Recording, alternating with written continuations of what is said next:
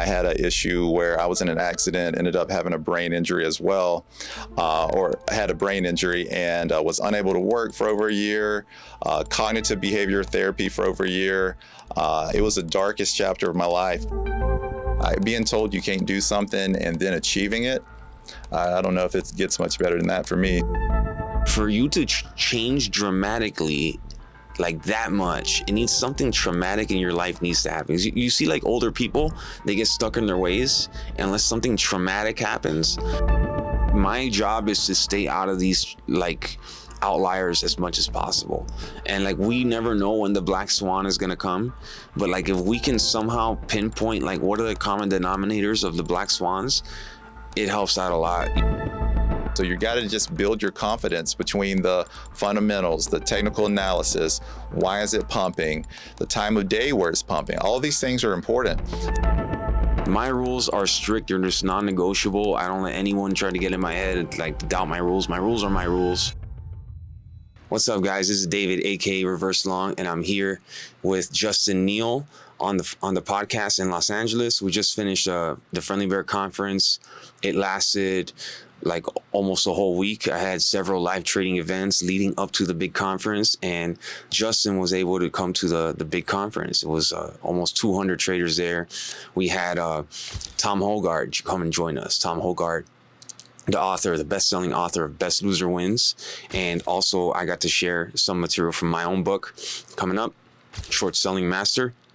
And Short Selling Master, the link to the pre-order will be in the show notes.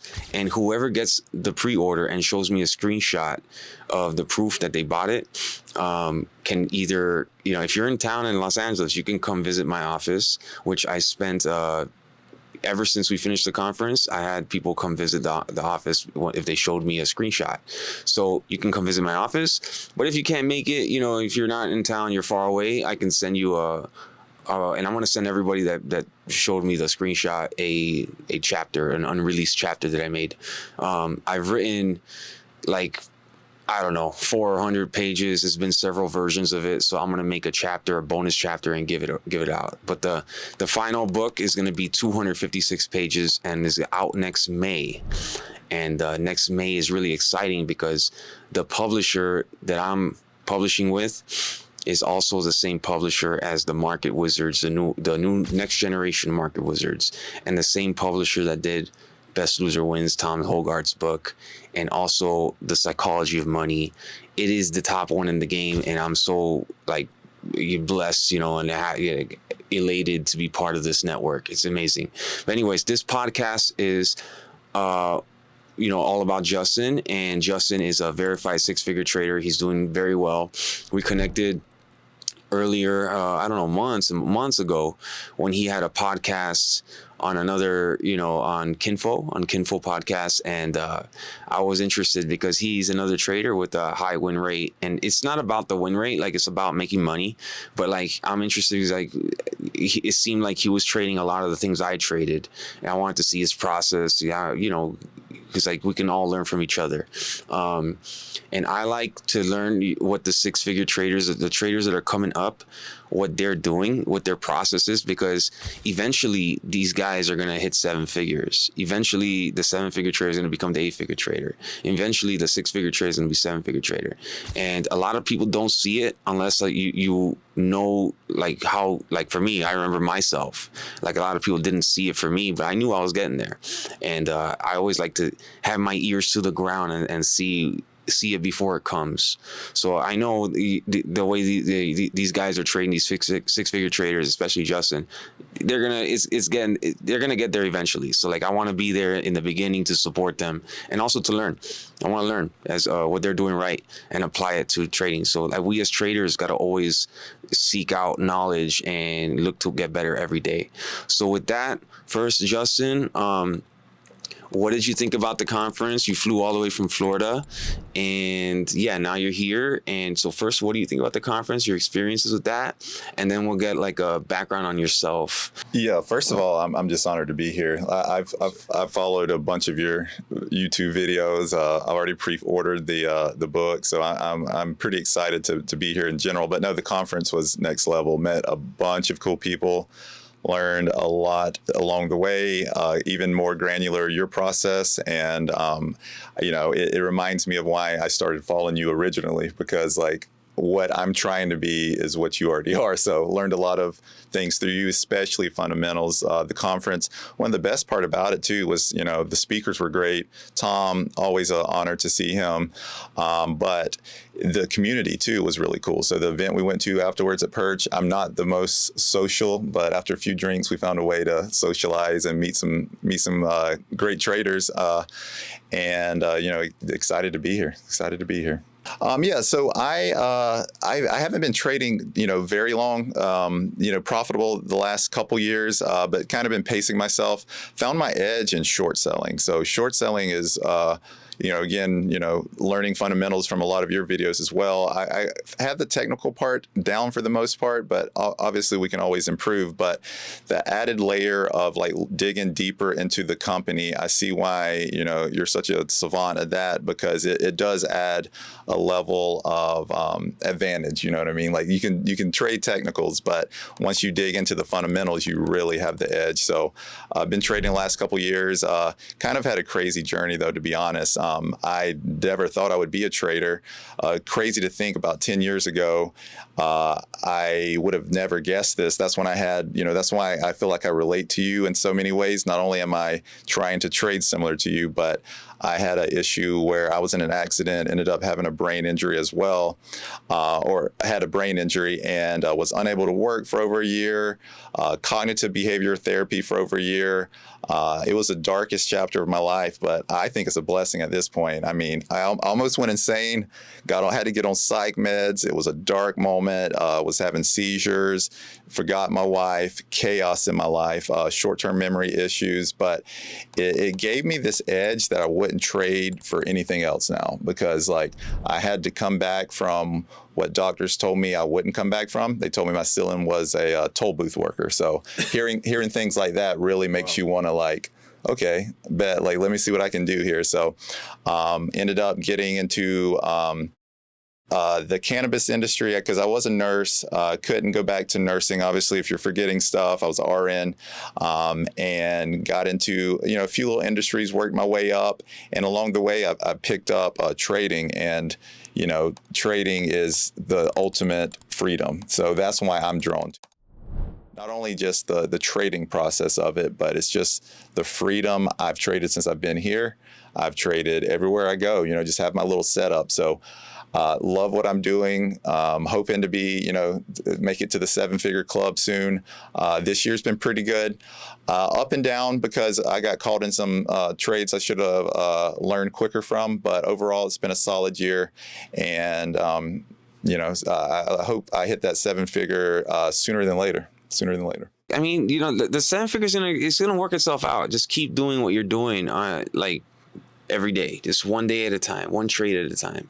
But I want to ask you more about the brain thing, so I had a big brain operation in 2010. I went over at the conference. I think you came a little later, but we spoke before. We already know. So I had an acoustic neuroma brain tumor. It was 5 centimeters. It was the size of a golf ball, and not exactly a golf ball because it's like a glob or something. They kind of take it out, and it took me about 2 years to recover. I had to learn everything all over again. I speak Spanish, and I had to learn how to speak Spanish again. I had to learn how to walk again. I had to learn how to type. I had to learn a lot of things again, and then that whole time, people are telling me, you can't do this, you can't do that. It's like, I don't know if you're going to be able to do this again. I don't know if you're able to do that again. And it's like, you have that, nobody wants to be told what they can't do. So it's a very strong, it pushes you to, it's like a secret weapon kind of. Yeah, it's very, I don't think very few people relate to it. You know what I mean? It's because, when they told you you're going to be a toll booth worker, is that what they really told you? So so my cognitive behavioral therapist was in contact with my doctor, and we're working on plans. And at the end of the year, maybe 13, 14 month, when they realize like, okay, I'm peaking at cognitive behavioral therapy, there's only so much they could do. They give you like an evaluation and they tell you where they think your future lies. And they were like, the career recommendation was a toll booth worker. So they thought that was where my ceiling was. So again, like I've loved being told. I've been competitive most of my life, played basketball, was decent at it. But I like having a reason to like just push a little harder. So that's what it was. Cause I've noticed there's two different types, and not to, to put everybody in two buckets, but when I noticed other people I was in that cognitive behavior with, they're not where I'm at, because I noticed there was a lot of loathing, self-pity. And I noticed when people are in those dark moments, that's where they tend to be drawn to, is like the sadness, I'm not going to make it, but like, I'm not going to pretend like it was always beautiful. I think of it as a beautiful thing now, but at that time, I was just like, I'm not going to really accept this. So just kept working. I have faith. I prayed, pushed hard. Between the cognitive therapy, I was finding ways to just not give up, just trying to learn new skills, just continuing to, because the interesting part about the brain injury was it almost like it reset it to an extent. So I had no choice but to continue to learn. So I forgot who my wife was. We were married, and I went back roughly about 5 years, roughly. And that's when I became an RN. That's whenever I married my wife. That's when a lot of big events in my life happened. So I had to relearn who my wife was. I still, don't remember our early days, but don't remember how to be a nurse. If you ask me a medical question, I'm not going to be able to answer it, even though I have an RN degree, and I keep it going because, it's just pay a fee every couple of years. But yeah, no, it's kind of crazy to think about. But like I said, it was being at the bottom, bottom. It hurts in the moment, but if you get past it, it's a beautiful thing, because like being told you can't do something and then achieving it, I don't know if it gets much better than that for me. So I wouldn't trade those moments for a lot, because like I was saying, I joined the cannabis industry as a bud tender because I was scared to go back to nursing, or I couldn't. One, I was forgetful. Two, I didn't remember the knowledge I learned, which is comical. People tell you that you can't nothing can take your education away, but brain injuries basically did. On paper, I still have the education, but I don't remember any of it. Worked my way up. Now I'm leading retail for a multi-state operator. Got into real estate, got into trading, and it's been a lot of success. And I really just boiled that down to just like not giving up, putting my head down, grinding when everybody else isn't grinding, and just paving your path. We get one life. I'm just somebody that doesn't want a basic life, and I just push forward. Yeah, so a very, very similar journey. So like for me, so like when I went back to work as an architect, I realized, okay, I'm going to be in student debt and medical debt, all this debt forever. So, and I don't want to live that basic life of the 9 to 5, keeping up with the Kardashians lifestyle, and you're keeping up with your neighbors and your coworkers. Mm-hmm. I didn't want it. So, and having that, it was a near death experience for me. I don't know if it was for you as well. Like they're like, you're going to die, or, so for me, it was a near death experience. So like, and then when I woke up from the surgery, I saw the doctor and my mom arguing, and the doctor was saying to my mom, like, I gave him 50 more years of life. And the way, even in my state of mind, I was able to hear that with the tubes in me and everything. So like, I have that with me all the time. Like, okay, we're not on this planet forever. We got to do something with it. So like when you go through something like this, it's like a traumatic event. Like, you were in your 20s or 30s? 23, 24, roughly. Oh, so you were really young. So yeah. I was 25 when it happened. So yeah, for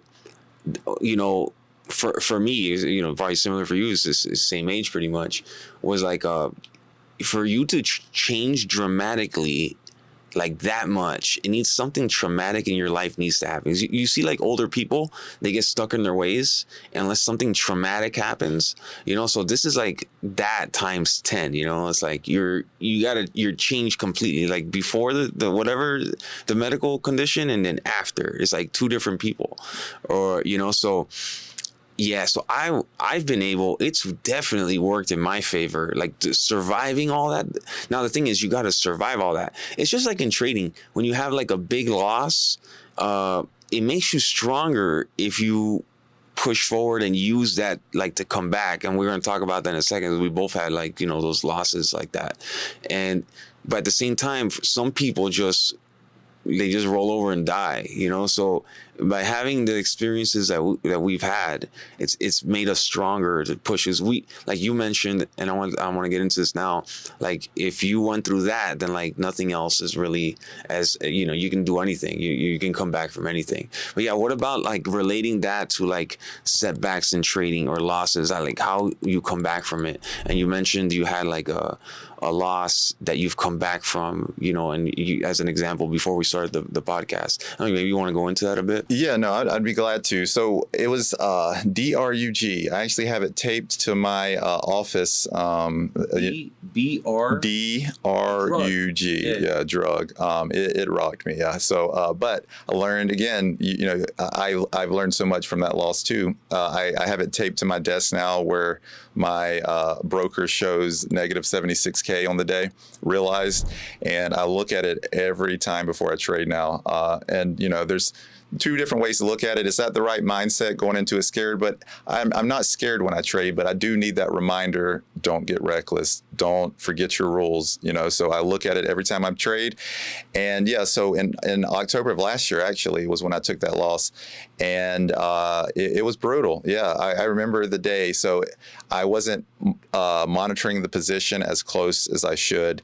And I averaged up a few times without a strategic average up. I average up now sometimes if there's a key level, if there's a reason behind it, but I used to blindly average up a little bit more, and I didn't monitor it. My wife's father was flying in from Romania. We haven't seen him in years, so I was like in my closet, like trying to build a little closet system so they'd have room to hang their clothes, and just being reckless. And then by the time I checked it, you know, I'm down like 5 figures. And the thing about trading is I can take small losses. Those are easy. Anybody can take a small loss, but the mentality of when it goes from, let's just say I'm comfortable with 1 or 2K losses, but when it gets to 10, 15K, and I know I should have already cut it, those are the hard ones, because psychology of taking an intentional hit like that is not easy, you know, like taking a big loss. So so then I froze up. I will admit I froze up, and it kept ripping.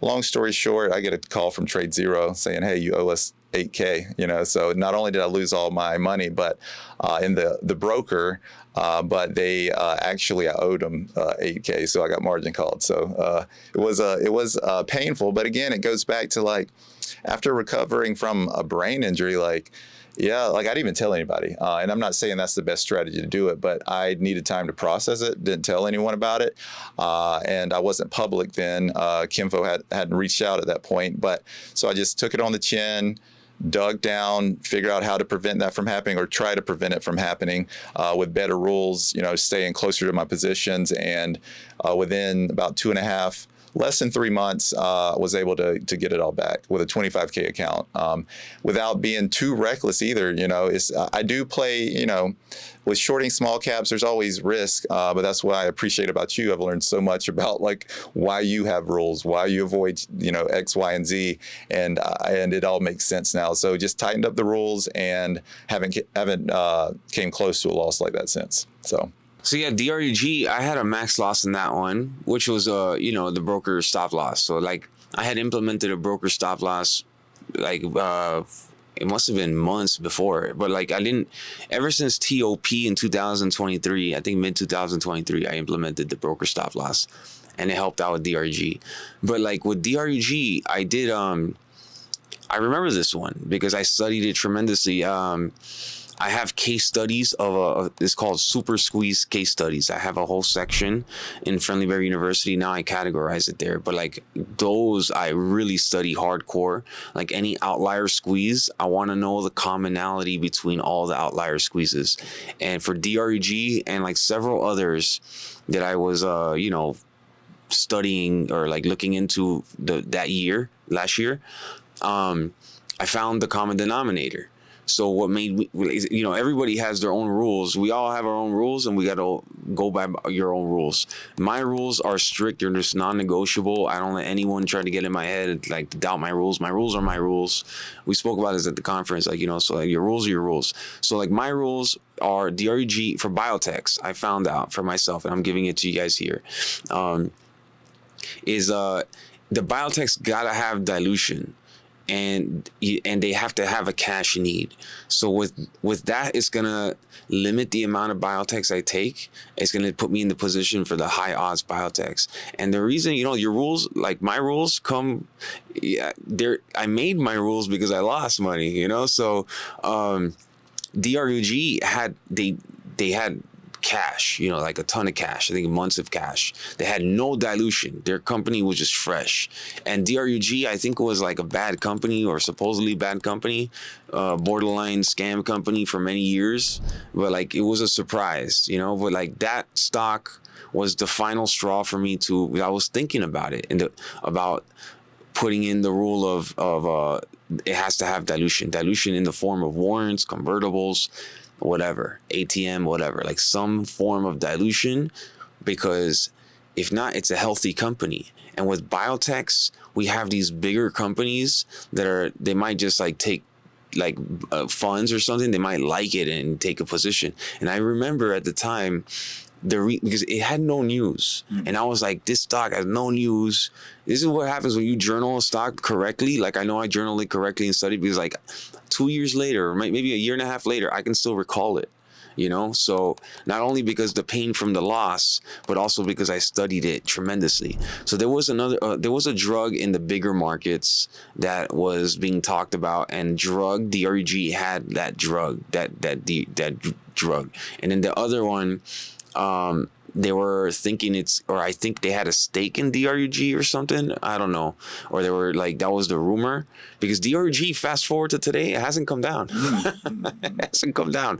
So like, whoever took up the supply, that tells you the story. In hindsight, of course, someone took the supply and hasn't sold, you know. So when it went, like, we as small traders were fighting against someone that took the supply. So it got crowded with shorts. The shorts were the one causing the squeeze, because someone bought it up. Because now that's the new price, $50. I think it's at $50 now. And it went up to like 80 or 90. So like, it wasn't, you know, it squeezed because the shorts attacked it. A lot of retail like us, we thought, oh, no news. This is like a shit company, shitco. You know, it's like, short it. And then they had locates everything, and we just short it, and then we get wrecked. You know, so that's why you got to have a broker stop loss. And still, the broker stop loss, you're gonna have some slippage, because it's gonna, you know, it was halting up. I think that day it was, you know, it shows you how many shorts were in it, that like they just kept halting up. But yeah, that one was the final straw for me. I was like, okay, because with my strategy, you know, we both have high win rates in the 90 plus.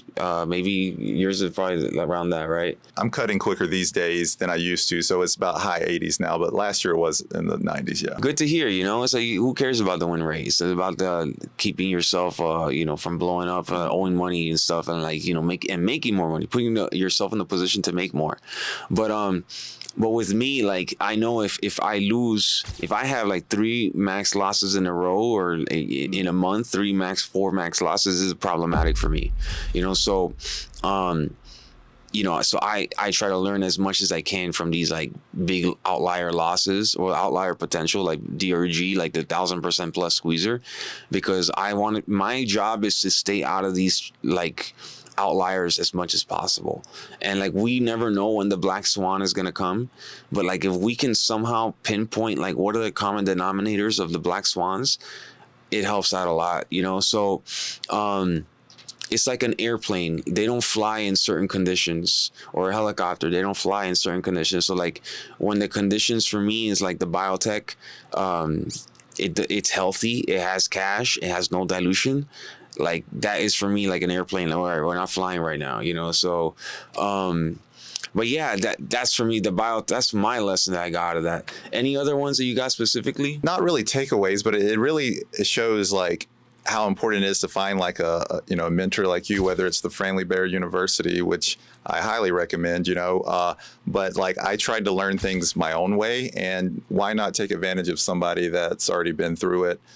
You have you share with your community those tips and tricks, and I try to do things my own way. So I've definitely learned that lesson. But just similar to what you were saying, if they're all green on whether it's Dilution Tracker, Ask Edgar, whatever, I'm not touching it. You know what I mean? And then if I dig in, there's no dilution, no warrants. If there's no cash need, I'm not interested in that. I don't care if it's up 50% or 500%. And if it's one candle, I do not care. Like if it seems like it's a solid company, I just avoid it because there's so many to choose from. And that's what I had a challenge with in the beginning. I wanted to trade everything that was running. And now the top gainers, a lot of times I'm not even interested in. Like today, we took some trades. I traded XCH, and it wasn't even close to the top gainer, but I liked the price action. I liked the level it was approaching, and ended up catching a decent flush while all these shorts are getting blown up on STI and whatever the other one that was running today. Is like, I've learned, like, you don't have to focus on the one that's stealing all the attention. That's probably the one you shouldn't be focused on sometimes. So yeah, learning lessons as I go. But again, it goes back to like some of the things you've said, the things you shared at the conference. It's just like, man, like if I would have, joined or learned about you then, like I could have maybe kept that 75K. It's just part of the market tuition. As you're growing as a trader, you got to sometimes experience it yourself. We as humans, we have a hard time learning from others' mistakes. So unless we really make a deep effort, and it's really hard to learn from others' mistakes. That's why, like, when people pay to join friendly, that's like, now they're paying attention, because if you give it for free, they don't pay attention. I noticed at the conference, there was a few people, like, I know their situation. I've known them for many years, and they've been supporters. They've been coming to my conference, but I gave them like a really discounted ticket, and I saw them yawning. So it's funny. I was thinking about it. If I raise the price on them, I don't think they're yawning anymore. Or if they had to fly in and they put all that effort, I don't think they're yawning. Tom mentioned that too. He's like, I see a couple of people yawning. Yeah. And I knew who they were, and I knew I gave them discounted tickets. So yeah. But I wanted to ask you, Justin, about the way you size into trades. So how do you go about it? So right now you mentioned that you look for like dilution, cash needs, stuff like that, which for us, is good, because that's a form of potential downward pressure on the stock. Now, if the stock doesn't have downward pressure potential, it can do a DRUG. Someone could like it. Actually, this gets people to have an excuse to buy it and hold it. So, and that causes a problem if the float is too small, like the DRUG float was small. However, it wasn't that small. But anyway, I wanted to know about like the sizing, and then also like STI I saw it going today. I didn't feel the need to trade it. I didn't even look into the news that much, but what got you not to trade that one, or any other top gainer? Because like part of the job as like trading and like making six figures so far, like you're growing all the time, is to like not do what everybody's doing. You're doing things a little different, I think. So like as far as sizing, and then also why did you not trade STI? Because I know why I didn't trade it, but I want to know why you didn't trade it. You kind of hit on the point, and it's something I learned from comments you've made as well too. So I think there's a theme right now since I've been on this. Since I've been to the conference, since I've been here in LA, I've been like tourist mode, having fun, not staying too close to the market. But I did notice that there is a theme right now with the critical metals, EV, batteries, like metals, things like that. And I'm just not trying to fight a theme right now. So it's running. It looks super bullish. The float was small. I don't know if it was less than $1 million, but less than 2 million. Less than 2 million. Yeah, less than 2 million. So it was tiny. So again, I'm just not trying to fight something that's obviously bullish, and it's a theme. And that was literally the main reason. And I was just scanning other stocks in the market. And I do think I take more trades probably than you. We haven't really talked about it much. I'll take a lot more like smaller sizes trades. But still, if it's ugly like that, if there's more positives than negatives, then I'm not interested in it, if that makes sense. So it looked like a better long opportunity to me. And I don't, maybe 1% of the time take longs. Like I rarely take a long position. So if it looks like it's a decent long, if the float's tight, if there's, I don't even know if I pulled it up on Ask Edgar. I don't think I cared that much about it because it was just ripping. But that was kind of the main reason. And again, like I've learned that, I heard other traders say that, but I've definitely heard you say that if there's a theme, which right now there's some beef, with China and Trump and the States about critical minerals. So I'm just like, that's a theme. I don't really want to fight that. Are you in the Ask Edgar chat also? Yeah. He mentions that JJ. Oh yeah, his, themes. Oh, he does. Yeah. So I didn't even look at the ask because I did casually trade today, and I mostly trade pre-market now. So it was already ripping at pre-market, and it continued to rip all day. So I'm glad I didn't play it because those are the ones you get caught up in. And how about your sizing? Let's say you have XCH. Mm-hmm. Let's see. Okay, so how would you size into that one? Yeah, that's a perfect example because I can remember it because it was a couple hours ago. So most of my trading is pre-market, but if I see good setups intraday and I'm by my computer wanting to trade, have certain time frames I like to trade. And so XCH was made a powerful move up. I think it ended up getting. Do you remember close to 100%? Yeah, it definitely went over. It went up to 150%. Yeah, so roughly about 150%. So I'm already very interested. There's no news. It was over 2 million. I think it was about almost 4 million float. Yeah. Solid floats. Already like that. And then my next step is, okay, I'm interested in this ticker. The next step I do is either pull up Ask Edgar, look at the fundamentals, which were actually not too bad on it, to be honest. So already a little hesitant there, but there were some very key levels on the daily that was previous support. So 180 was a level that it previously held. So I got my first entry there, sized in about a fourth of my position. And I'm fine even if it flushes only in my fourth of position because I still made money. But if it does go against me, I still have the capital to add to the levels. And I'm only going to add if there's a reason to add. And what I mean by that is there was also another very, very strong level at 240, and that's where it rejected. So another area that it previously bounced to a few times and that was support now turned resistance. So just averaged in there, went a little bit heavier at that level. It never could get past 250, and after that it just dove. So I really like to find key levels to enter because then I feel confident adding heavier at those levels. And then if it breaks those levels, then I trim out, scale out, or completely get out, and it's small losses. Because small losses will never take you out. It's the DRUG, the 75K loss that'll take you out. So I don't always scale in, but I do scale in frequently if I'm not confident in that level. But if it's hard to explain, being a discretionary trader, you do a good job at it, but it really is hard to because I'm making split-second decisions on those levels. So you got to just build your confidence between the fundamentals, the technical analysis, why is it pumping, the time of day where it's pumping. All these things are important. The liquidity, like how much volume's in it, and the price action. It had, I counted it 9 green candles in a row. So I don't know what your theory is on that, but usually 1 minute, 5 minute, 9 5-minute candles in a row, and I was like, it's just a matter of time before we see a red one. And it got to that 240 level, flushed up to 250, couldn't hold. I actually had my stop at 256 because I like to let them play, and then it never made it. And I mean, made a pretty easy grand on that play because I wasn't even sized that heavy. So that's a typical trade for me, combining the fundamentals, the technical analysis, and the levels. But I didn't go super heavy because of the fundamentals. They were actually green, and it was an EV company, EV battery company. But you can tell based on the price action, it was getting top heavy.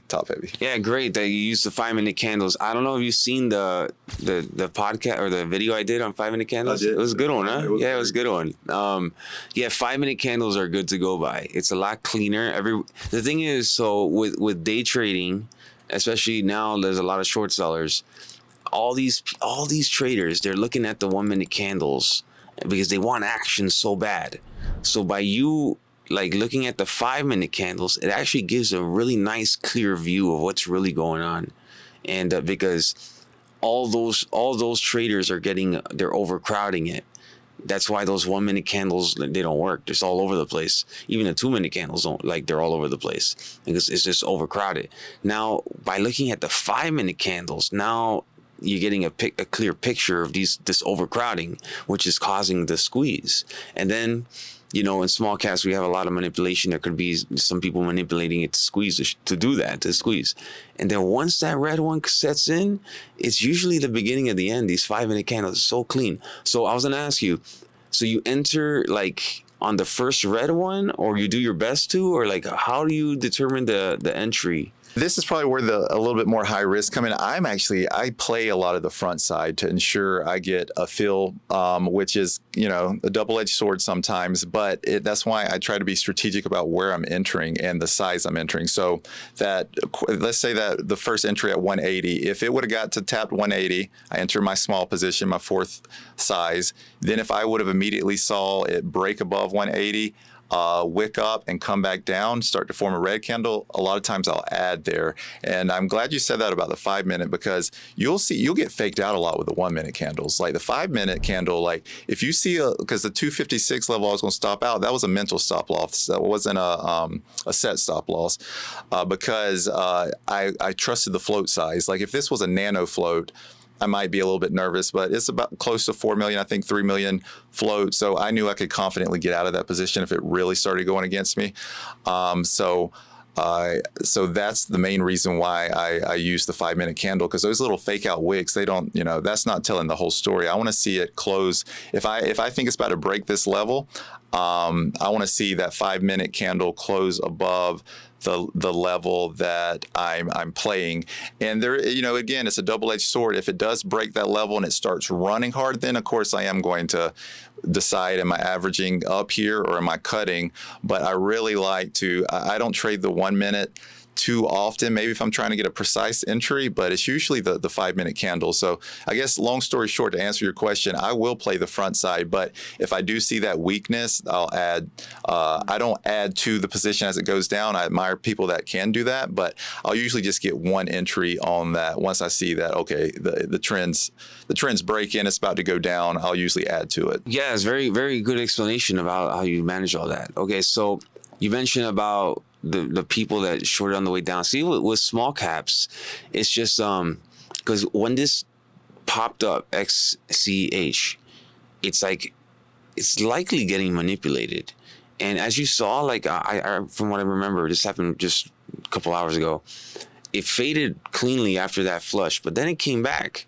So these small cap stocks, they like to come back. So the people that add on the way down, it's like it's tough. Now, like what Tom mentioned, because Tom at the conference, I don't know if you saw his presentation. Were you able to see? What are you talking about? The averaging up or averaging down? Yeah, because when the stocks, he slams it on the way down. He doesn't do stocks. He does bigger markets, forex, and I don't know some indexes or something.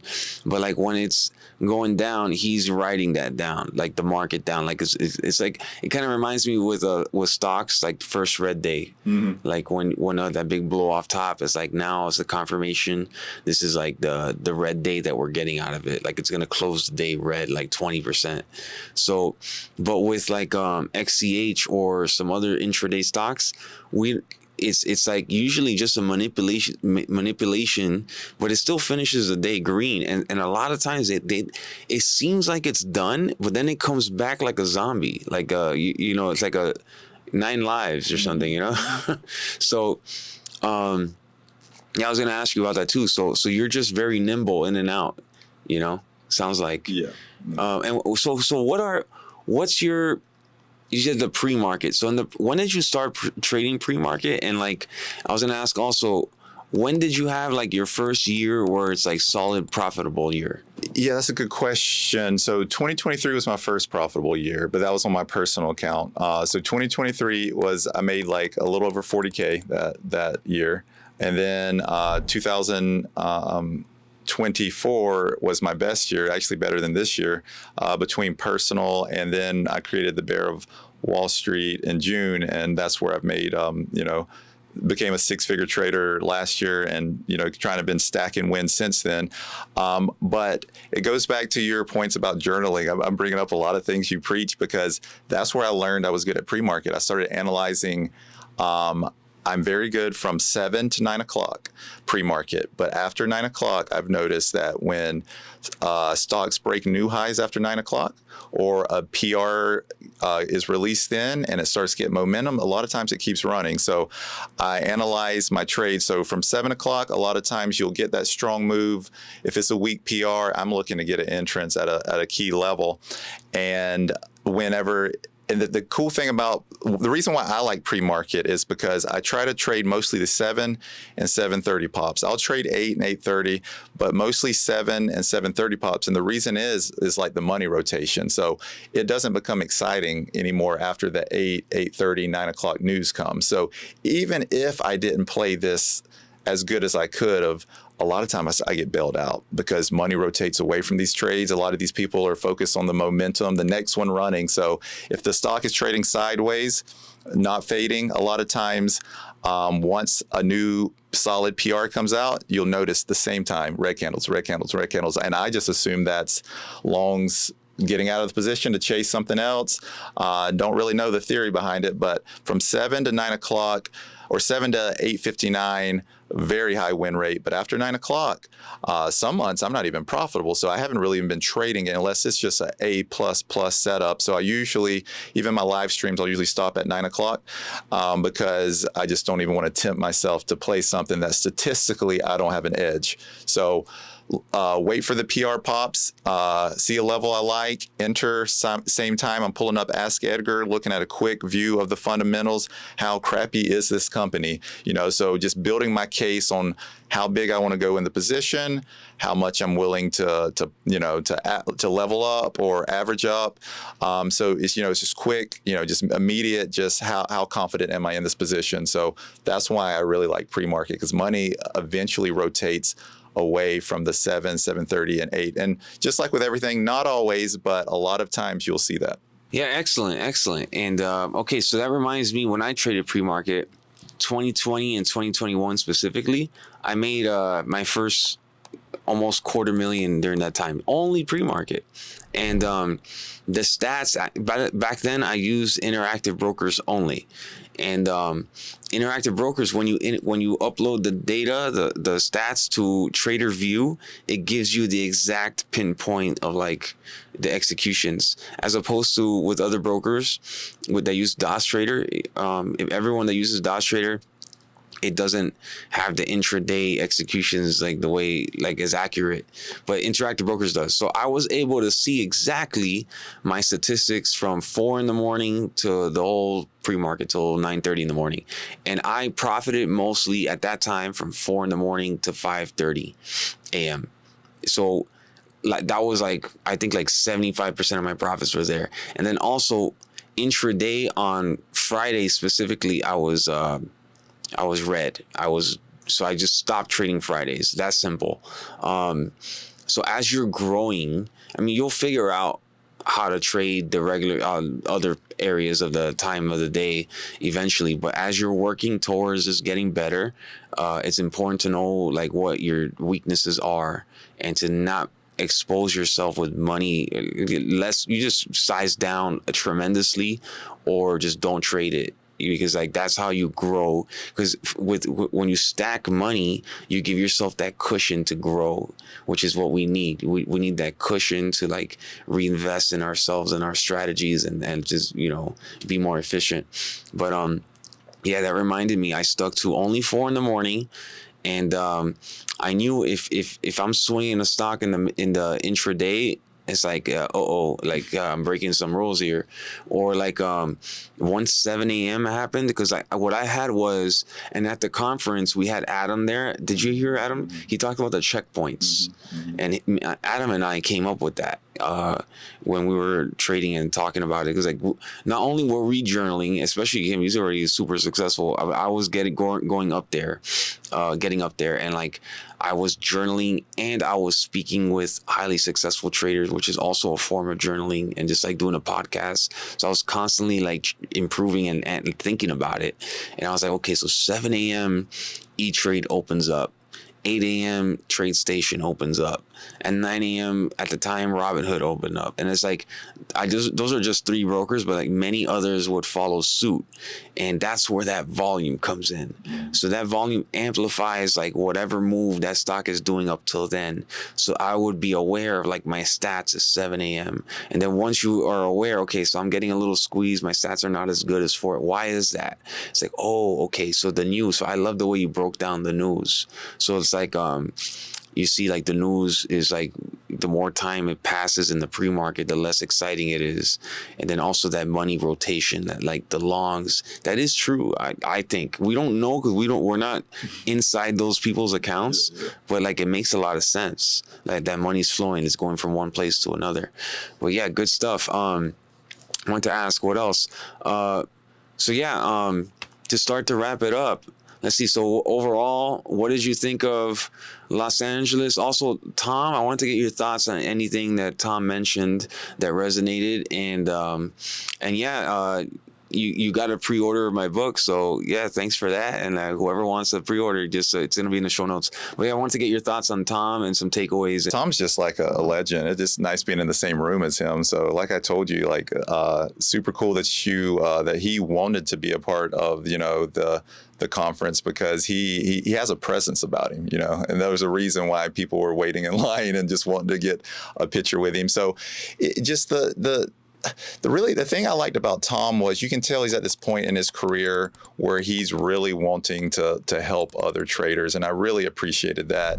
And overall, the conference, like I said, like learned so much, especially from, like you said, Adam and other traders that trade similar to us. It's always nice, hearing little tips and tricks and stacking, like, oh, that works for them. Maybe I'm not going to change how I trade, but maybe I should pay attention to this going forward. So, I mean, I would say that it was probably one of the more exciting things of my career since I've been trading, is seeing, honestly, you in person. I've watched almost all your YouTube videos, especially about fundamentals.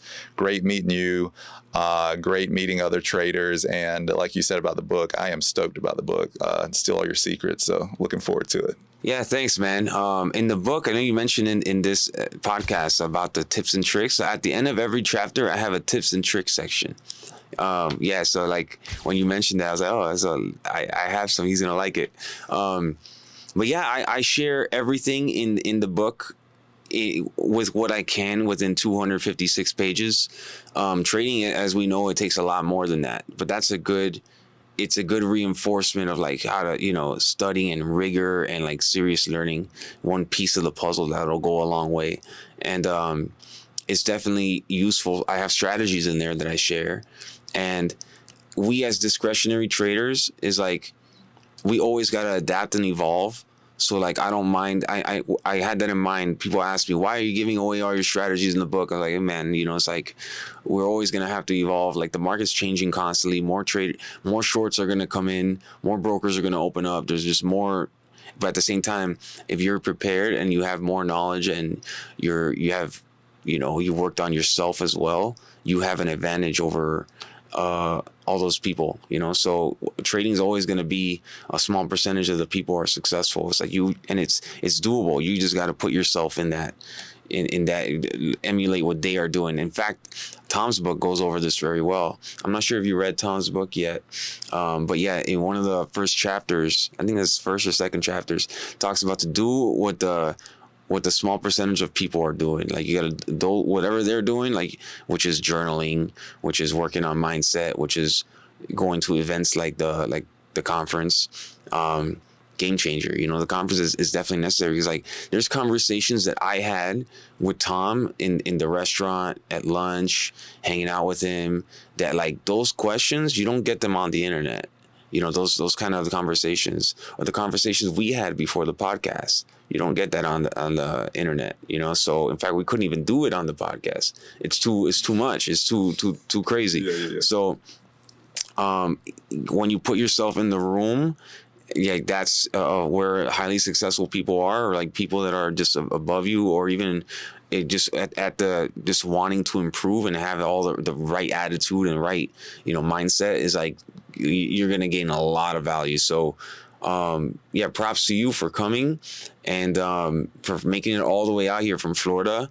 And yeah, man, and you know, I'm sure you learned a lot, and I'm glad you got the book, got to do this podcast. It's been great, man. So yeah, thank you, Justin, for all that.